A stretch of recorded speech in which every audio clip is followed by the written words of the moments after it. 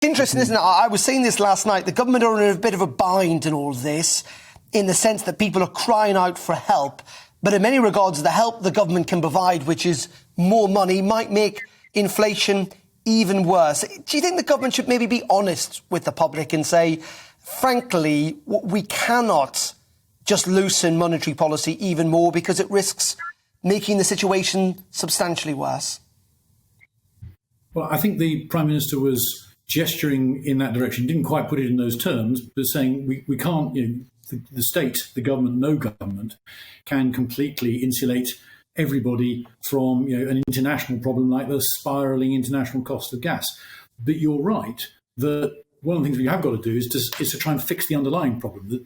The problem with using taxpayers' money to try and tide ourselves through is actually what we're doing is we're just taking money from one pocket and putting it in another. We're raising taxes in order to help people out in the short term. It doesn't actually fix the underlying problems, which are things like we are over-dependent on Russian gas. And even when we're not using Russian gas, we're still using fuels which are priced off the high price that's caused by shortages in Russian gas. So we've got to wean ourselves off that and fix the underlying problems, not just treat the symptoms and got to deal with the causes instead.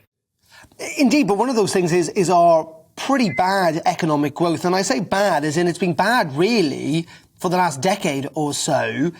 What is wrong with the UK economy? What is wrong? Maybe it comes down to the fact that the Conservatives have been in power for the last 12 years. I don't know. But, I mean, it's pretty dreadful, our productivity on our economic growth. Why? Yeah. The reason I'm laughing is not because it's funny, but because you are right. It's a very long-term problem. It actually predates any Conservative government. It's been going on for decades, and it's a sort of hardy perennial of all the economic conferences. They always debate the UK's productivity problem.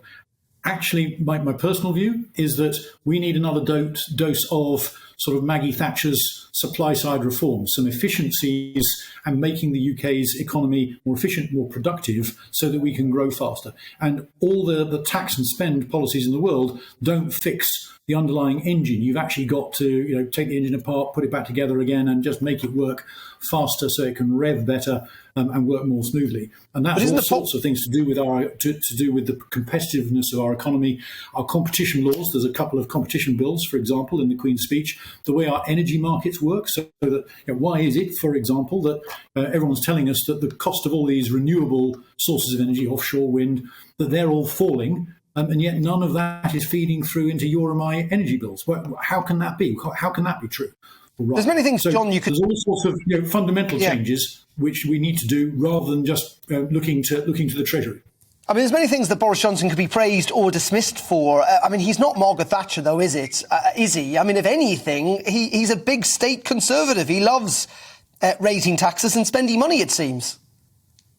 Well, and so what I'm arguing is that there's a whole series of things, and actually there are bits in the Queen's speech which are starting to move us in the right direction, where we need to rediscover a bit of that Maggie Thatcher mojo, if I can put it that way. And so, for example, there's a competition bill that's supposed to be it is in the Queen's speech. That's going to be really vital, because if we sharpen competition, that makes British firms more competitive, it makes them better at exporting, all those things.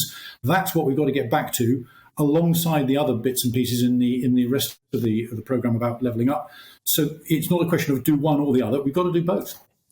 And just finally, John, while I've got you, just in the last hour or so has been reported by Politics Home that Mark Spencer, the leader of the House of Commons, has said that there's been unsavoury individuals who've been able to become MPs in the rush announcements of the 2017-2019 election, and the public can expect better candidates at the next election. Is that what you found with your colleagues in the 2017 and 19 intake, that they're just not as good as MPs from earlier elections?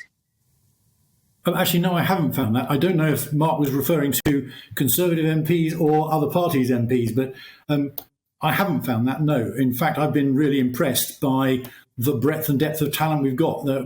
We've got a much broader range of people, certainly in the Conservative Parliamentary Party, and they come from a whole variety of backgrounds, and they've got all sorts of skills which I think would have been much, much rarer in previous generations if you go back to 30, 40 years before you and I were ever here.